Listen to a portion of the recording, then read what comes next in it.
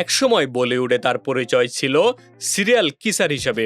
ঘনিষ্ঠ দৃশ্য, রোমান্টিক গান আর বিতর্কিত চরিত্রের কারণে আলোচনার কেন্দ্রে থাকতেন অভিনেতা ইমরান হাশমি। তবে সময়ের সঙ্গে নিজেকে বদলে ফেলেছেন এই তারকা। এখন তিনি শুধুই রোমান্টিক নায়ক নন, বরং চরিত্র নির্ভর ও পরিণত অভিনেতা হিসেবেও নিজের অবস্থান শক্ত করেছেন। সম্প্রতি ফিল্মফেয়ারকে দেওয়া এক সাক্ষাৎকারে নিজের অভিনয় জীবন, পুরনো সিনেমা এবং একজন শিল্পী হিসেবে পরিবর্তনের নানা দিক নিয়ে খোলামেলা কথা বলেছেন ইমরান হাশমি।